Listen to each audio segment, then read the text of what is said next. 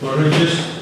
Hoxe é un verdadeiro placer para poderos contar aquí nada menos que con unha figura de prestixio de todo o historial que ten o botón intelectual como profesor catedrático, un home que se conoce a literatura do mundo, para decirlo así, exactamente, que ten un carallo na Real Universidade Estranxeira e que, en fin, prácticamente vou dicir que é a satisfacción para todos nós, como digo aquí, que Xosé Gonzouza facer así como unha especie de arco de honor da Guardia Civil, falando de 4 ou 5 cousas das miles de cousas que se podían falar de Darío Villanueva. Boas tardes a todos e a todas. Para nós unha honra veros con nos aquí a Darío Villanueva. Seguramente esa galaxia de internet na que vivimos dista moito da galaxia Gutenberg postulada por Marshall McLuhan na metade do século XX, en plena batalla entre os medios electrónicos e a cultura alfabética tradicional, entre a tecnoloxía mecánica e a electrónica, pero moitas as claves para comprender o momento actual que vivimos foron plantexadas por McLuhan. E ademais proyectaba sobre a sociedade ca forza que lle dá toda a linguaxe metafórica que ele utilizaba, tan brillantemente manexada polo pensador ganadiano. Ademais, foi convertido polos media nunha especie de profeta das novas tecnoloxías, de forma que conceptos como aldea global, o medio media, o medio e a mensaxe, galaxia Gutenberg, constelación Marconi, contribuíron a divulgar as teorías de quen adiviñou o papel das tecnoloxías electrónicas da comunicación como prolongación do sentido do ser humano, especialmente da vista e do ouvido. Realmente McLuhan non solamente foi un teórico da comunicación coñecido no eido científico, senón que el mesmo se converteu nunha estrela mediática que se apagou moi tempranamente pola súa morte prematura no 1980, data na que curiosamente ele pronosticaba a morte do libro impreso. McLuhan realmente é un dos estudios da comunicación que máis ten contribuído a entender a transformación tecnolóxica operada nos medios de comunicación, cando menos para a miña generación de xornalistas formados en torno aos anos 70 e que vivimos a explosión do fenómeno McLuhan, aplaudido por algúns, pero tamén duramente criticado desde moitos ámbitos da academia e mesmo desde ámbitos científicos. Pero, ante todo, McLuhan foi un profesor que procedía justamente do campo da literatura, e nesta materia foi profesor na Universidade de Toronto, e foi un profundo coñecedor do proceso creativo tradicional e, ademais, foi un dos máis lúcidos analistas da modernidade. Pois para penetrar no seu mundo, o Ateneo honrose hoxe ca presencia de Darío Villanueva, impulsor e prologuista da primeira versión ao galego da galaxia Gutenberg, magníficamente editada polo Servicio de Publicacións da Universidade de Santiago de Compostela e a Fundación de BBVA, con traducción do profesor da Facultade de Ciencias da Comunicación Manuel Outeiriño e que acaba de ser publicada este ano. Pero a verdade é que presentar no Ateneo de Santiago a Darío Villanueva pode ser redundante, por tratarse dun dos composteláns máis ilustres que ademais máis teñen contribuído ao engrandecemento cultural desta cidade e que ademais todos conocemos os seus méritos que son públicos e notorios. Darío Villanueva, como sabedes, é secretario da Real Academia Española, a punto estuvo de ser presidente, é catedrático na Universidade de Santiago, da que foi rector entre 1994 e o 2002, ese período histórico no que se conmemoraron os 500 anos da universidade e que se celebraron esplendidamente das súas mans. É doutor honoris causa por 7 universidades de distintos ámbitos, de distintos puntos do mundo, o Reino Unido, Suecia, Estados Unidos, Argentina e Perú. É presidente de honra da Sociedade Española de Literatura Xeral e Comparada e director de numerosas coleccións editoriais como clásicos de pensamento universal, que é unha das máis conocidas. Dirixe o Consello Científico da Biblioteca Virtual Miguel Cervantes e, ademais, Darío Villanueva é autor de numerosos libros, prólogos de libros, artigos científicos e innumerables críticas literarias nos principales xornais españoles. Evidentemente sería casi unha tortura o ter que mencionar solamente algúns dos máis importantes. El, que ten o don da palabra, é un dos grandes oradores que ten dado Galicia e, como tal, un magnífico constructor de discursos. Como ninguén sabe poñer por escrito a palabra colada, como demostran as súas numerosas pezas oratorias nos 8 anos en que exerceu como rector e que deixou plasmadas nos discursos de apertura de curso, de entregas de medalla, de tomas de posesión, de nomeamentos de doutores honoris causa. Por tanto, dentro deste xénero, creo que é obrigado mencionar o discurso de entrada na Real Academia Española sobre a narrativa cinematográfica, por así decirlo, del Quijote, que é unha maravillosa peza literaria. Bueno, pois temos hoxe a oportunidade de poderlo escrutalo e de comprobar como realmente estamos ante unha persona que domina como ninguén a palabra. Eu xa estou nesa idade na que se empeza a facer caso dos consellos dos pais. Pareceme que despois de escutar as palabras de presentación que se acaban de pronunciar, teño que aplicar un consello que o meu pai me dera hai moito tempo. Un día díxome: Darío, tú nunca desmientas un elogio. Sabedes que iso non vou a desmentir para nada o que acabo de escoitar, ainda que hiperbólico e nace a xenerosidade de quen pronuncia ese encomio, a condición de compañeros de facultade, de universidade, persoas máis ou menos da mesma xeneración que, por lo tanto, convivimos durante anos. O resultado final é esa xenerosidade na que me beneficio. Igual que me beneficio deste convite do Ateneo de Santiago. A verdade é que eu levaba tempo esperando que se me convidara, porque consideraba que era unha tribuna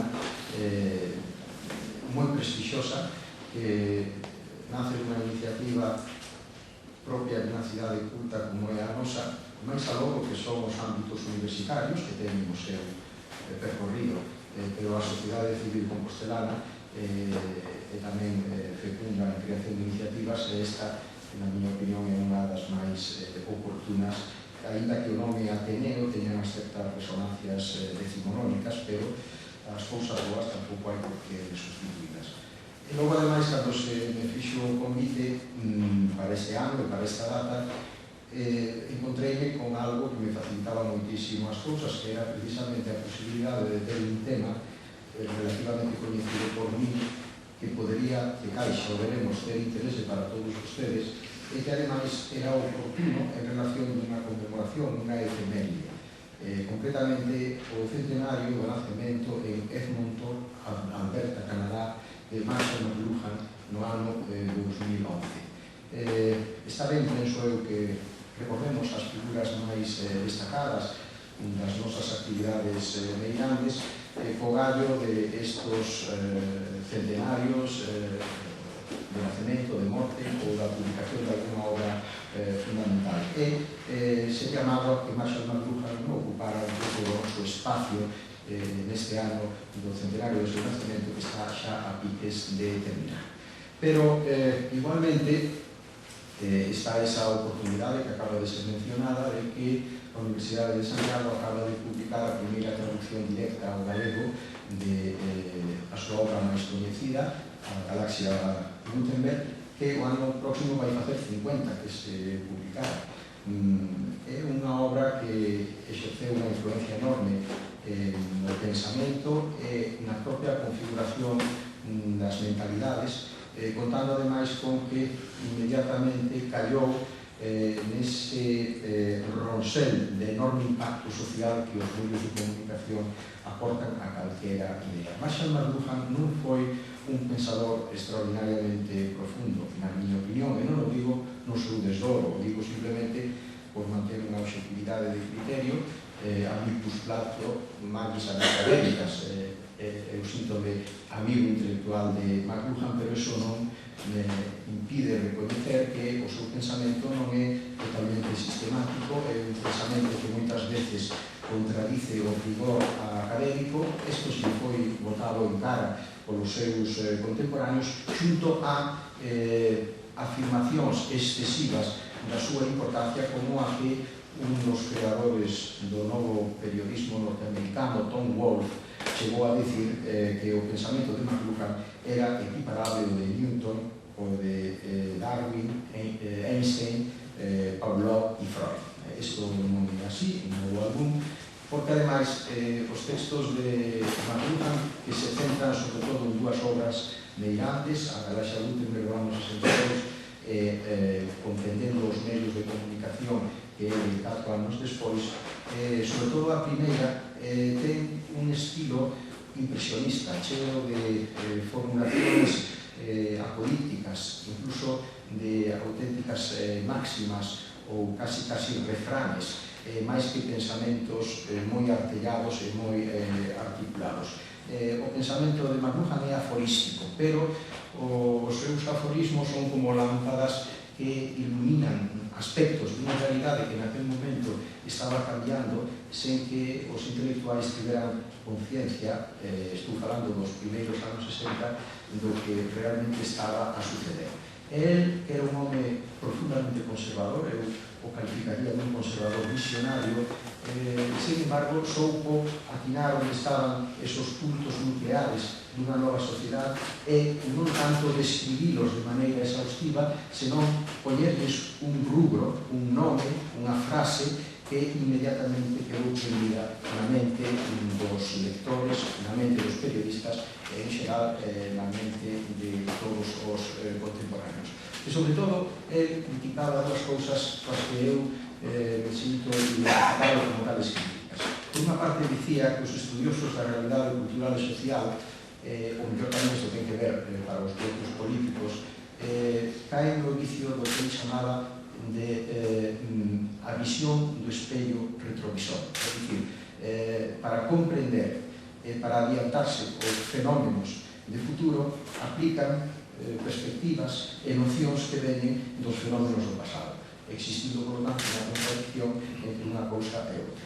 E tamén criticaba con moita afouteza que os intelectuais, isto varía especialmente, penso eu, para o mundo académico anglosaxón, vivan nunha torre de marfil, cando o que deberían, según el, era subir a unha torre de control. Non quero facer ninguna referencia de doble sentido ás torres de control, pero a noción enténdese. El pensaba que os intelectuais non podían aillarse do que estaba pasando, senón que tiñan que procurar incidir sobre a realidade coas súas perspectivas e coas súas iluminacións. Iluminación é o título dun conxunto de ensaios de outro gran ensayista intelectual, Walter Benjamin, co que eu sempre establecí relacións con Marshall McLuhan, porque os dous, sendo fundamentalmente humanistas, máis filósofo Walter Benjamin, máis literato Marshall McLuhan, sen embargo, tiñen unha visión materialista e pragmática das cousas. É dicir, ás veces creemos que o pensamento e a creación é un froito sublime, ás veces tamén pensase que casi como un misterio que ven das forzas da divinidade, pero xunto a ese punto de inspiración, a creación intelectual e filosófica está profundamente vencellada ás realidades materiales e físicas nas que nace. Walter Benjamin, por lo tanto, non dubidaba en considerar que as creacións artísticas tiñan un componente de industria material e de industria comercial, e isto explicaba moitos aspectos que para outros quedaban absolutamente en oculto. Pero, xunto a isto, tamén estaba a determinación material dos fenómenos intelectuais ou espirituais. Nesto, Marshall McLuhan, a verdade é que fixo unha interpretación da historia da cultura a base do sustento material da mesma, partindo do que ele consideraba a sucesión de formas ou modelos tecnolóxicos. Ele destacaba que a primeira gran aportación tecnolóxica á historia da humanidade, que eu sigo pensando que probablemente é a máis trascendente de todas, foi máis ni menos que o descubrimento do alfabeto fonético no ano 3500 a.C. Eso cambiou por completo a historia. De feito, a historia nace coa escritura alfabética, esa fronteira entre prehistoria e historia, porque a escritura alfabética o que permite é, con un número reducido de signos, por tanto, con un plantexamento moi económico, representar os sonidos que articulan os fonemas e as sílabas que conteñen os sentidos que cada idioma lle dá a visión do mundo que temos os humanos. Por lo tanto, esa foi unha tecnoloxía totalmente revolucionaria que contribuiu a un avance moito máis áxil e rápido de determinadas civilizacións sobre outras. Por exemplo, aquí é moi significativo que os chinos foron os que inventaron o instrumento material, a máquina da imprenta, pero a imprenta non fixo en China a revolución que representou en Europa porque o seu alfabeto non era fonético. A imprenta de tipos móviles en China tiña que manexar cerca de 4.000 tipos distintos para poder construir unha páxina. Isto era profundamente antieconómico. Por lo tanto, cando en Europa, existindo unha escritura alfabética, se importa por unha parte a imprenta de tipos móviles e por outra se produce o papel, que xa non é algo que haxa que importar Egipto como o papiro, nin algo que se consigue sacrificando veces como o pergamino, senón que se pode fabricar a base de sustancias vegetais. Nese momento, a unión de alfabeto, a unión da máquina e a unión do papel produce unha revolución extraordinaria que é o que McLuhan denominaba a galaxia. Pero xa que mencionaba eu a comparación entre a relación entre Benjamin e McLuhan, hai un punto que eu quería destacar aquí, que é o seguinte. Benjamin foi un dos primeiros que se interesou polo cinema como unha expresión artística de primeira magnitude. Non só eso, o cinema tamén é unha industria, é un instrumento de lecer, é un gran entretenimento universal, pero igualmente é un instrumento para expresar ideas, para transmitir nocións, impresións, sensacións, emocións. Entón, ele dicía que o cine estaba a salvagarda da reproductibilidade técnica dos originales, a diferencia do que sucedía coa pintura ou incluso coa música, que o original a través do gramófono ou a través da tipografía ou das artes tipográficas podía reproducirse en milleiros de copias. Decía Benjamin que isto co cine non ocurrirá nunca, porque nunca poderemos ter en casa as películas que hai que ir a ver as salas onde se proxectan de maneira obligadamente ordenada. Pois ben, McLuhan, nos anos 60, di que nun futuro el albisca que a televisión, que era naquele momento ainda relativamente rudimentaria, a televisión está vista desde os anos 30, de feito, os xogos olímpicos de Berlín xa se transmiten por televisión, pero a gran inclusión da televisión despois da Segunda Guerra Mundial, especialmente nos Estados Unidos, onde por primeira vez se convirte nunha especie de electrodoméstico habitual en todas as casas, e tamén en Europa, onde a BBC levaba xa tempo disponiendo os recursos para unha grande rede de televisión. Pero Nos anos 60 ainda non dera de sí, ainda non estaba o color, ainda non había posibilidades que se temos, pero McLuhan xa ten a visión de que no futuro, a través de unha derivación da televisión, nos poderemos ter unha biblioteca, poderemos ter, dicía él, o cinema guardado o noso dispor para leelo coa mesma flexibilidade con que podemos ler un libro, a diferencia do que sucedía, por exemplo, cos vellos cantares éticos, cando non había imprenta, que se non podía escoitarlos, tiña que ir ao lugar onde o rapsoda, onde o bate, o recitaba para unha comunidade.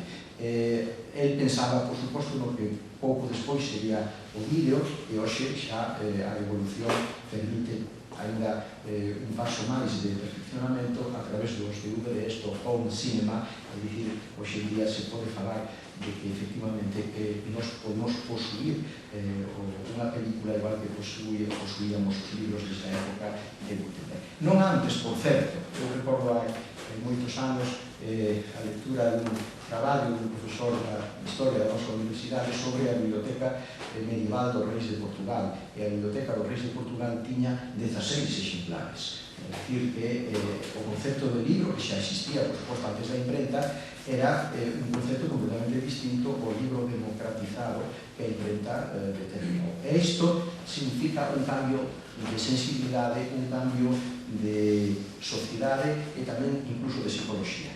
O propio McLuhan, con esas ráfagas que ele soltaba nos seus estudos, dicía que, na súa opinión, o libro, a imprenta, era a responsable, primeiro, do auxe dos nacionalismos en Europa.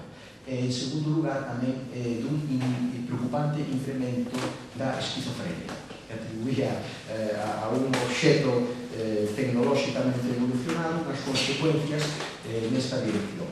Con un certo tinte apocalíptico que non era realmente o seu.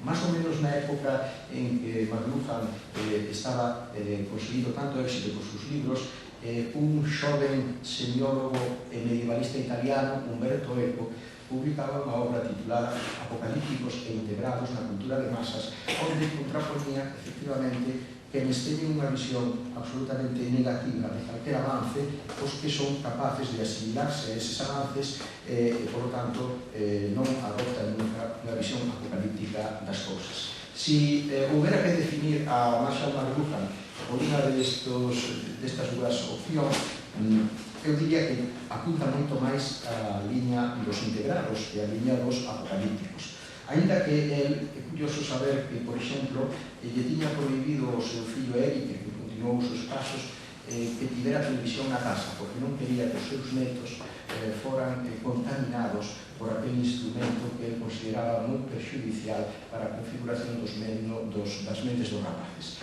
Nun tempo esta parte estamos a falar con unha frase igualmente brillante do sociólogo Max Prensky da quebra digital entre os que ele chama os nativos digitais e os inmigrantes digitais.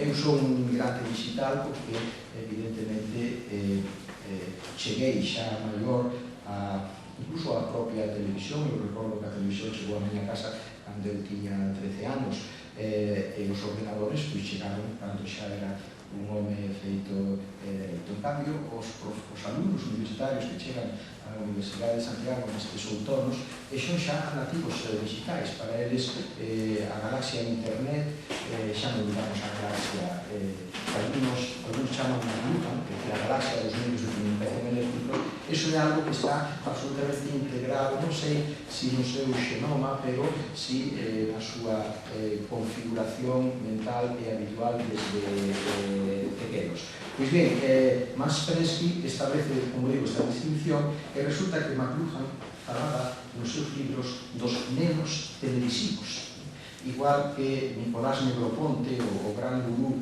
dos estudos sobre a influencia dos medios de comunicación nas humanidades no Instituto de Massachusetts, fala tamén de nenos digitais. Os nenos televisivos preocupaban efectivamente a McLuhan, tanto así que os seus netos non quería que fosen nenos televisivos, porque según os seus cálculos, un neno ou unha nena chegaba ao kindergarten xa con 4.000 horas de televisión nas súas costas. É dicir, que o primeiro contacto coa realidade, o primeiro contacto coa mediación, coa información, coa opinión, moitas veces viña desas intensísimas sesións televisivas. E, según el, según McLuhan, tales cousas non deixaban de ter repercusión na configuración vital. De todos modos, nunca chegou a ser tan apocalíptico como, por exemplo, o é o propio Sócrates. No diálogo Fedro de Platón se recolle unha conversa onde Sócrates rexeita totalmente o alfabeto e a escritura alfabética por considerala totalmente perxudicial. Sobre todo desde o punto de vista educativo. Para Sócrates, que era un filósofo ágrafo, nunca escribiu nada, sabemos do seu pensamento precisamente porque Platón non lle seguiu neste aspecto. Para Sócrates, o saber, a sabiduría só se pode transmitir oralmente. É algo que nace do circuito privilexiado que se establece entre o mestre e o discípulo. E non hai outra forma de conseguir transmitir a sabiduría mediante esas longas sesións peripatéticas no xardín de Academos. Pero, para argumentar a favor da súa tese, el conta o mito do rei Tamus e o deus Teut. Teut inventa a escritura alfabética e cando lle vai a contar o seu invento a Tamus, este fálase moito e dille que aquilo é unha tolemia, que non sabe o que está a facer, porque coa escritura alfabética a primeira consecuencia vai ser que os seres humanos vamos a perder a memoria. Desde o momento en que exista a posibilidade de poner por escrito calquer noción, deixaremos de recordala e, en consecuencia, acabaremos todos amnésicos. Ben é certo que isto non foi así, pasaron 3.500 anos e non se cumpliu aquela profecía, o que di que en todas estas complexas cuestións da relación entre a materialidade tecnolóxica, o pensamento, a psicología e a propia configuración da sociedade, que ser moi prudente e non aventurarse a facer profecías de futuro, como o propio McLuhan fixo unha vez un resultado verdadeiramente paradóxico. Como xa se comentou aquí, o libro de Marshall McLuhan, A Galaxia Gutenberg, ten unha tese moi sinxela. Según el, a cultura vinculada á escrita e á imprenta estaba a punto de fenecer polo desenvolvemento do que ele chamaba a constelación de Marconi, é dicir, os medios eléctricos, que é algo que comeza no 19 co telégrafo, que logo sigue co teléfono, coa radio, coa televisión, co cinema, etc. Isto acabaría sustituindo totalmente a expresión e a comunicación e, ademais, en certo modo, según McLuhan, isto é moi interesante, significaría un retroceso cara á configuración social da época tribal anterior ao alfabeto. O alfabeto converteu en cidadáns da polis os individuos. Antes as tribus vivían en función da palabra de quen a dominaba e a comunicación do saber das categorías era exclusivamente oral. Efectivamente, decía McLuhan, agora, curiosamente, a medida que o escrito vai esmorecendo, vai cobrando pulo outra vez a forza da oralidade. Cousa que é absolutamente certa. Por exemplo, hai teóricos da televisión, e non quero meterme en terreos que se dominan moito máis a miña esquerda, que din que a televisión realmente é unha audiovisión. A televisión non é máis que un perfeccionamento da radio, poñéndole imaxe, pero a estructura profunda da comunicación televisiva sigue sendo radiofónica. Eu, a verdade é que cando, non con moito interese, pero sí con alguna que outra curiosidade, vexo eses longos programas do por na televisión, comprendo o que dicía McLuhan, porque son programas de pura oralidade, son horas e horas de imaxes basadas en un grupo de persoas que están xeralmente gritándose as unas ás outras, falando de aspectos absolutamente miúdos, intrascendentes, que, sen embargo, enmarcados nese escenario televisivo, cobran unha relevancia verdadeiramente asombrosa, como podería ocurrir na praza dunha aldea da época do bronce, cando alguén traía alguna nova de algo que lle sucedera a calquera dos presentes ou dos ausentes. Por lo tanto, el, como digo, McLuhan, neste sentido, ten unha tese que é indubidable, pero o que sí é moi discutible é que a galaxia Gutenberg estivera en días de extinción. A verdade é que despois de lanzar o seu libro puxo os periodistas en bandexa unha pregunta que sempre lle facía. Vostede fala da morte do libro, díganos máis ou menos cando vai ser. McLuhan resistíase sempre a poñerlle data a morte do libro, pero hai unha pequena entrevista onde, cais porque aquel día non tiña as reservas e as súas enerxías firmes, escapouse de que, según os seus cálculos, o libro desaparecería no ano 1980. E no ano 1980, o último día do ano 1980, o que morreu foi McLuhan. O que, de certo modo, foi piadoso para ele, porque senón, a partir dese momento, os periodistas sempre lle dirían que por que non morreu o libro, ainda que vostede anunciara que estaba a punto de vencer. E a verdade é que, desde a morte de McLuhan, que pasaron de pouco 31 anos, ese vaticinio non se cumpliu. Nunca na historia da humanidade se escribiron, se imprimiron, se editaron, se venderon, se distribuíron, se plaxaron, se roubaron, se queimaron máis libros que hoxe. Porque non podemos idealizar, por exemplo, o Renacemento como a época da cultura libresca. No Renacemento o número de libros que existía era moi escaso. Era unha época moi feliz porque, según di un simpaticísimo poeta e enxeñeiro mexicano que foi discípulo de Rafael Dieste, que se chama Gabriel Zahir, o problema de hoxe en día é que a proliferación de libros provoca que, en vez de ser máis cultos, cada vez os sexamos menos. Porque, por exemplo, no Renacimento, unha persoa que quixera ser culta tiña unha certa posibilidade de abranguer todo o que se publicaba, mentras que hoxe en día iso é absolutamente imposible. Pasa igual que nos países e nos estados cando proliferan as leis. Un país que ten moitas leis non é un país máis legal, sino que máis ben todo o contrario, porque as leis o que fan é codificar como delito ou falta algo que antes de que a lei existira non o era, non?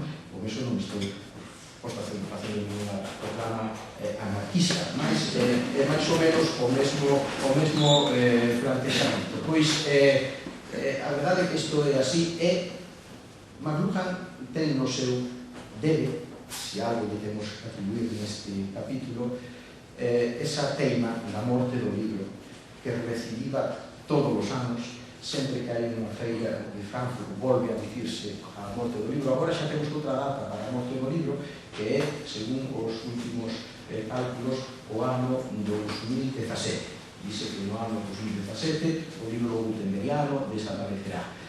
Por qué? Pois por mor dos libros electrónicos, das tabletas, dos textos nas nubes, etc.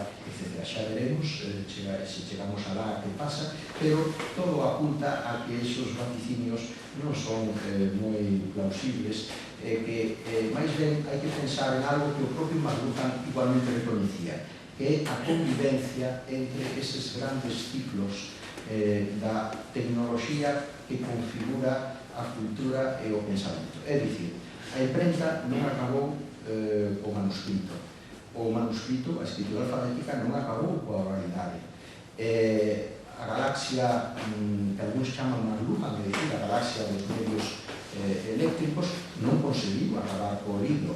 E que vai a pasar agora con esta galaxia última a que me vou a referir? Porque isto é, probablemente, penso eu, o aspecto que máis convén destacar para homenaxear no seu centenario a Marshall McLuhan. Era un conservador visionario, un visionario que en algúns puntos errou, pero que en outros acertou plenamente ata o extremo de que hoxe siga perfectamente vixente a escuda maculagiana, xa repousado todo o que foi aquel pensamento en agraz que ele manifestaba de xeito fundamentalmente aforístico. Tamén teño que agradecer ao Ateneo este convite porque, como igualmente na presentación se apuntou, e isto, por favor, non o tomen como un propósito de identificarme, sei moi ben distinguir as diferencias entre uns e outros, pero a trayectoria de McLuhan provoca en mí unha identificación moi fácil, porque él naceu nunha pequena cidade de Canadá, en Edmonton, unha cidade que tiña uns 60.000 habitantes, cando de nacera, no centro dunha rexión agrícola, fundamentalmente, a que acababa de chegar o ferrocarril como un primer instrumento de comunicación. El fixo os seus estudios de humanidades en Manitoba e logo tivo a sorte de doutorarse nunha grande universidade que foi a Universidade de Cambridge. E fixo o seu doutoramento sobre un autor de segunda fila da literatura inglesa, especialmente interesado por temas educativos, e, polo tanto, McLuhan estaba chamado a ser un oscuro profesor de literatura dunha universidade non de grande relevancia, e así ocorreu precisamente cando volveu primeiro aos Estados Unidos, onde ensinou, por exemplo, na Universidade de St. Louis, en Missouri, e logo xa en alguna universidade pequena de Canadá. Ensinaba literatura inglesa e unha autoridade de determinados autores diversos, desde Coleridge hasta o propio James Joyce ou John Dos Passos. Por lo tanto, estaba chamado, digo, a ser un profesor de literatura inglesa, e a verdade é que o sílabo universitario de ensinanza de literatura no mundo anglosaxón máis tradicional é profundamente conservador. Pero aí é onde experimentou a súa caída do cabalo, e foi darse conta, despois da Guerra Mundial, de que había unha certa dificultade de entendemento entre ele e os seus estudantes, que ademais cada ano eran máis novos, o que nos sucede aos profesores, que nos cada ano somos máis serios, e, sin embargo, aqueles cos que traballamos cada ano son máis novos. Por lo tanto, a quebra, a distancia, pode ampliarse considerablemente, non? E isto nós o estamos experimentando agora con outra camada distinta a que él tivo que atender nos anos 45, que eran precisamente eses primeiros nenos televisivos. Él estaba formado na filoloxía, nos estudos autores clásicos, fundamentalmente era gutenbergiano na súa mentalidade, e atopouse con uns estudantes que tiñan outras habilidades, que tiñan outra visión das cousas, e que incluso tiñan unha enciclopedia diferente, o que non quere dicir peor ou mellor, porque eso sí que hai que procurar evitarlo, non? Él moi brillantemente dicía que queixarse de que os nenos televisivos sexan diferentes a nós é como blasfemar porque unha serra eléctrica nos corta un dedo, non? Se estamos utilizando a máquina e nos descuidamos, pois nos podemos quedar sin un dedo, e iso forma parte da naturaleza mecánica das cousas. E aí foi onde él percibiu que algo estaba sucedendo, e a súa investigación parte, por lo tanto, de aquelo que él era, un gutenbergiano, un home configurado pola literatura, pola letra escrita e imprentada, pero intentando comprender o que era a nova mentalidade que agromaba por influencia da radio, da televisión, do cinema, etc. E aí ven a chispa que desencadea todas as súas aportacións que callan no ano 1962 con este libro seu, A Galaxia Gutenberg, a xénese do home tipográfico. A verdade é que o libro de McLuhan tivo un impacto moi considerable, non tan favorable nos medios académicos como fora da academia, é dicir, nos medios de comunicación e na sociedade en xeral. McLuhan convertiuse en pouco tempo, porque a Xina publica Understanding Media, o libro sobre a comprensión dos medios, que é máis sistemático que o primeiro, ainda que menos famoso porque o primeiro ten un título que se convirte nun rubro xa acuñado, convírtese en unha auténtica estrela mediática. Para o que hai un dato biográfico que a mí sempre tamén me interesou moito. McLuhan era fillo de un axente de seguros, pero a súa nai exerceu en él unha influencia enorme, porque a súa nai era profesora de elocución e era recitadora.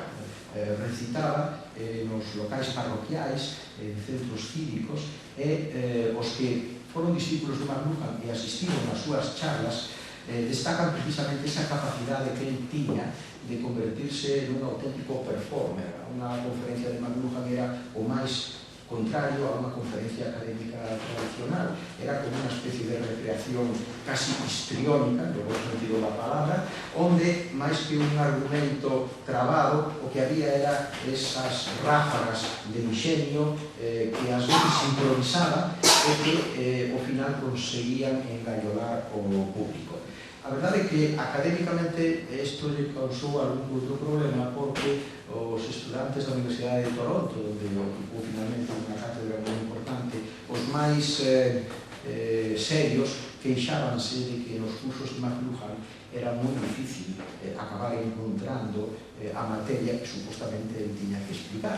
Non eran cursos que tiveran un comezo, un desenvolvemento e un final. Ele non acababa coa cabeza moi quente, pero sen saber exactamente que é o que McLuhan lles explicara. Pero o éxito mediático foi extraordinario. Antes mencionei esa frase hiperbólica, exagerada de Tom Wolfe.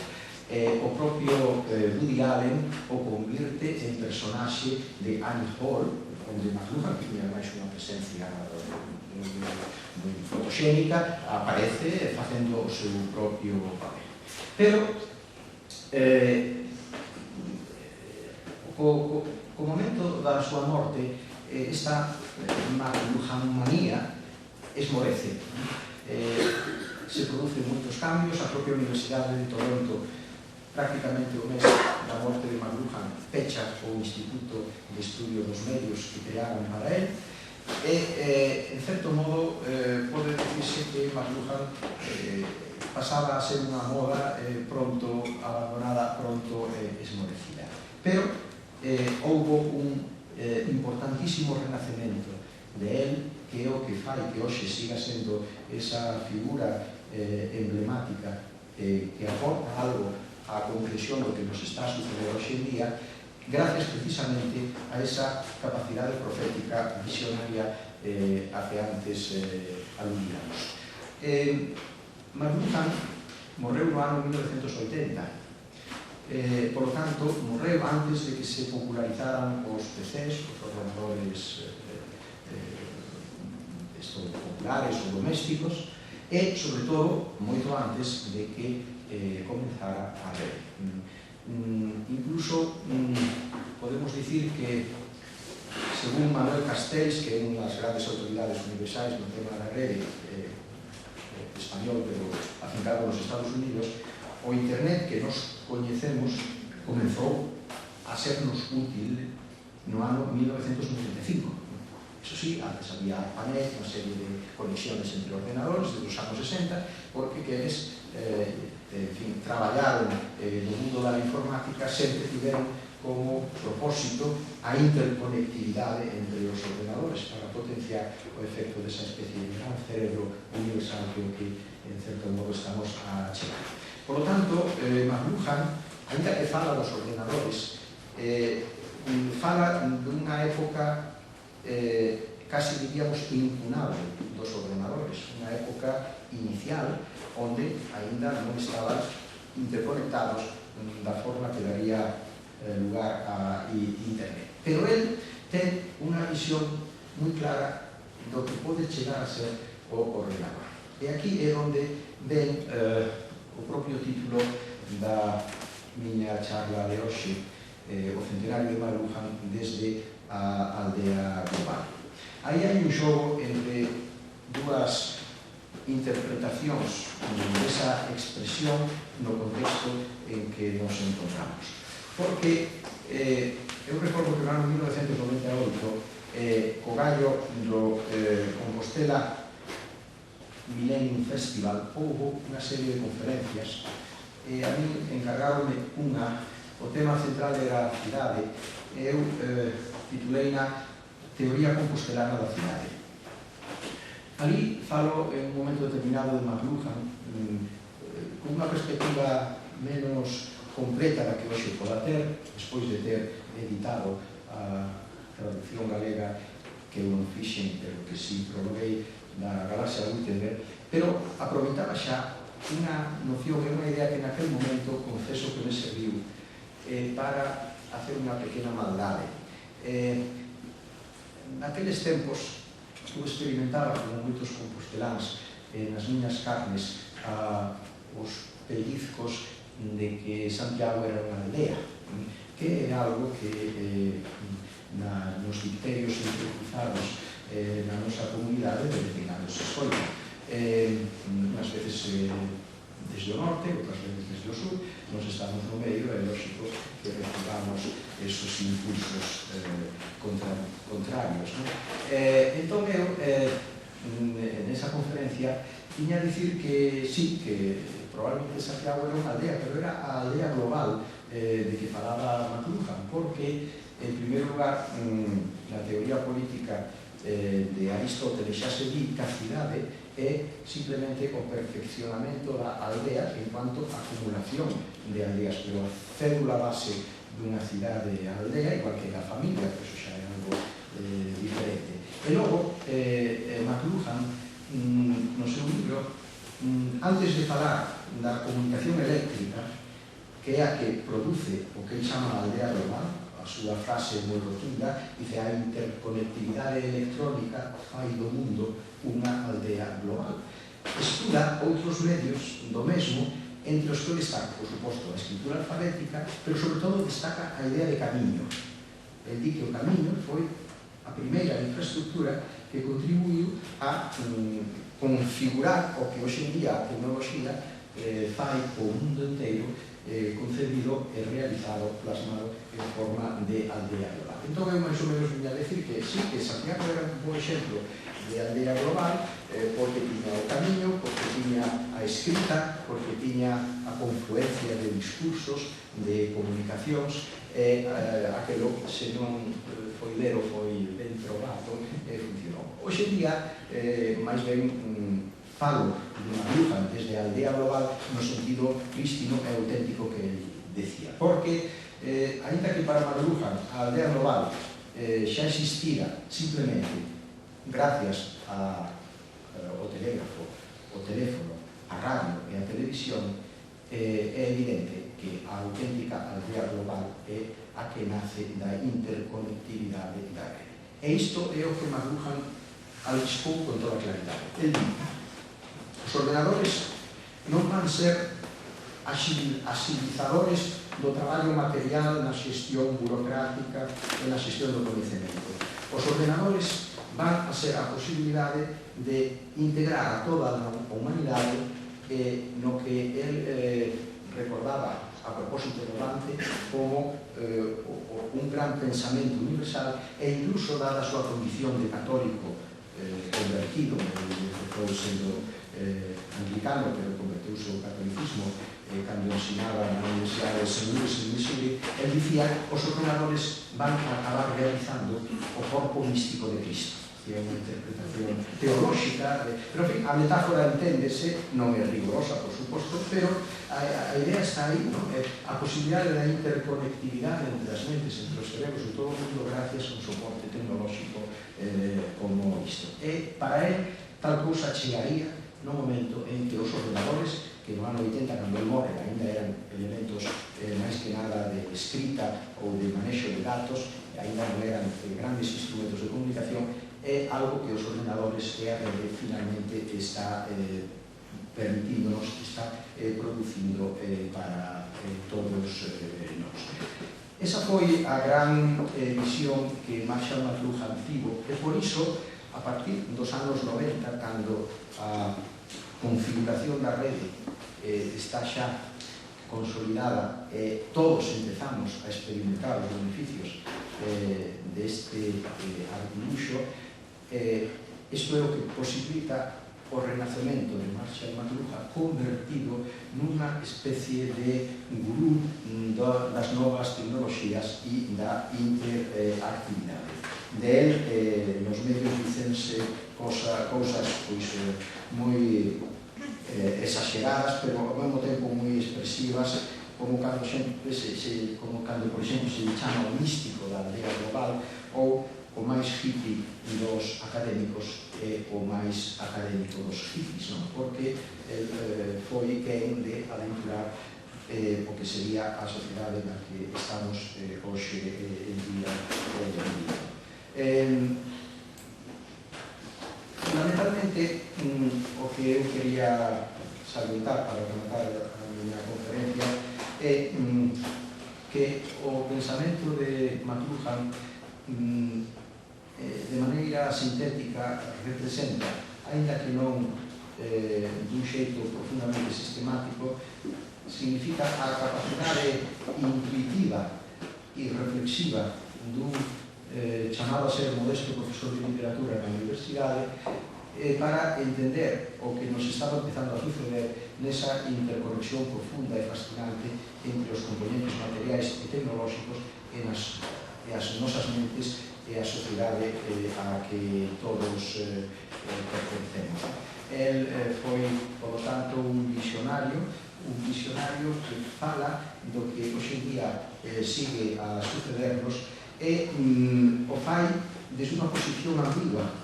El era unha persoa de mentalidade conservadora, pero que sabía que non podía contaminar a interpretación dos feitos que podían ser os seus prejuizos mentais. E tampouco foi un apocalíptico, senón que foi un integrado. E neste sentido son rigurosamente coetáneos, ainda que máis novo Humberto Eco, e Humberto Eco ven a representar unha posición de certo modo semellante. Humberto Eco, para a ironía que o caracteriza, dicía que os ordenadores son o exemplo da posibilidade da síntese entre a cultura weimeriana e alfabética e a cultura eléctrica, porque a pantalla do ordenador parece un televisor, e, sin embargo, o que aparece dentro de esa pantalla cada vez máis letras e máis números, e a xente está cada vez leendo máis nesa pantalla que lendo, ainda que os ordenadores hoxe en día permiten todo tipo de posibilidades, escoitar música, ver imaxes en movimento, pero sobre todo ler e utilizar o ordenador como unha máquina literaria, así lle chama Nelson, un dos grandes persoeiros da nova época cibernética. Curiosamente, os discípulos de McLuhan foron, en algún caso, moito máis apocalípticos que ele. Fan, a partir do mestre, unha interpretación da evolución da sociedade da era internet moito máis negativa, na que se repara nos riscos, nas eivas que esta nova época significa, que nas súas posibilidades positivas.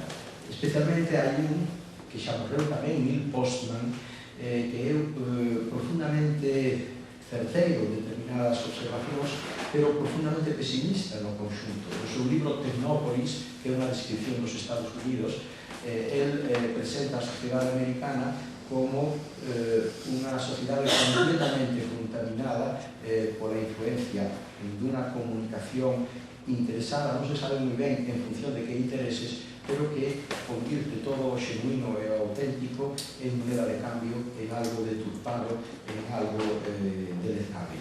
E incluso tamén ten outro libro, co que eu me quedaría, que se titula Divertíndonos sempre hasta morrer, onde insiste en algo que efectivamente é difícil non percibir, sobre todo no papel que moitos medios de comunicación ten diante de nós, que é esa especie de consideración do divertimento, un divertimento moitas veces sin gracia e sin humor, é o objetivo principal dos ancellos, das necesidades e das pescudas dos seres humanos.